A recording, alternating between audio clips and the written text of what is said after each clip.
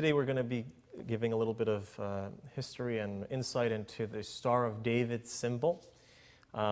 It's known in Hebrew as the Magen David, which literally means the shield of David. And the truth is that the interlocking symmetrical triangle was a common symbol in the East, in the ancient world. The hexagram also was very common in Shinto belief in Japan and an astrological figure in Persia. The history of the Star of David itself, nobody's really quite sure where it originated or how it became like such a prominent identifiable symbol with Judaism. The earliest archaeological source is in an ancient synagogue in northern Israel that dates to the 6th century BCE. The carving that's on the synagogue depicts a victorious Babylonian king and a defeated king of Judah with a six-pointed star above his head. Other examples are from history. There's a 2,000-year-old Star of David carved on a stone in a synagogue in Peking. There's a six-pointed star in the ancient mosaic floor in Ein Yael and the Kfar Shura synagogue in Rosh Pina in the Upper Galilee. There is a coastal city in southern Italy that has a Jewish tombstone with the Star of David on it that dates from the 3rd century. Some take this idea of the shield of David literally, thinking that it was a symbol that was on the shields of David's army. Rav Tzvi Elimelech Shapira of Dinov says that there was actually a menorah on the shields of David's army.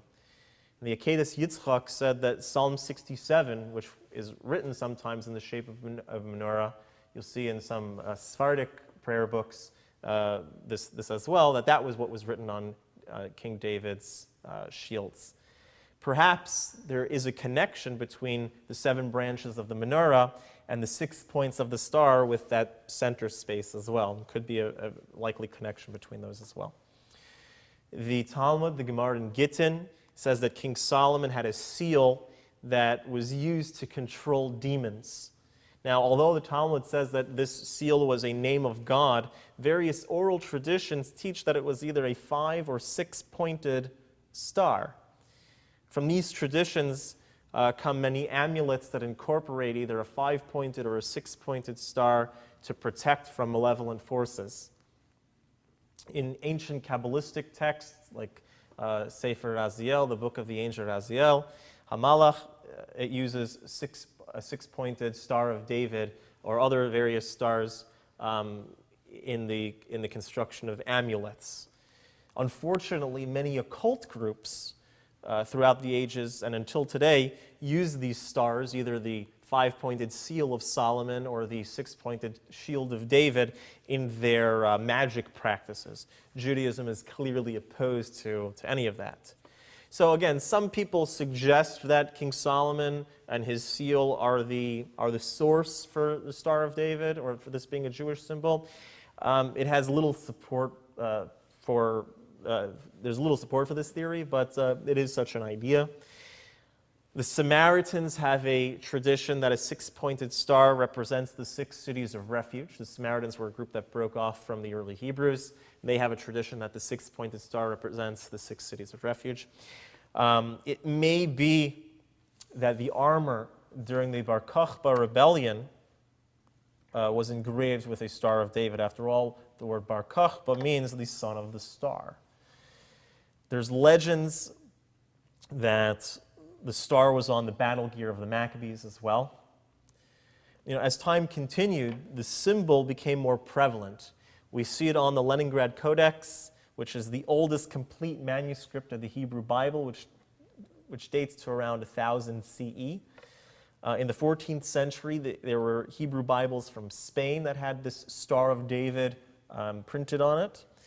In Sefer HaGvul, a 13th century Kabbalistic work by Rabbi David ben Yehuda HaChassid, he was the first one to unite this symbol of a 6-pointed star with the words Magen David, the shield of David, that hexagram-shaped star that we identify with. During this period, throughout the Middle Ages, it was interchangeable, a 5-pointed star, a 6-pointed star. and then eventually became designated, as time continued, the five-pointed star being the shield of Solomon, the star of Solomon, or the sign of Solomon, seal of Solomon, and the six-pointed shield of David. In the 1400s, the Jews of Prague chose to display the six-pointed star on their communal flag. Likewise, this was done with the Jews in Budapest. In the 1600s, the Jews of Vienna incorporated it as their communal seal as well. And in the 1800s, the symbol spread to Jewish communities throughout the world. And what put it over the top was when it was adopted as a symbol of Zionism by the Second Zionist Congress in 1898. Some of the symbolism that has been associated with it through various sources, the Eretz HaChaim on Tehillim says that there's an allusion to Jewish kings using this banner, that the ancient Jewish kings would use a banner that had a similar symbol on it. A six-pointed star was in ancient times a representation of royalty. It represented royalty.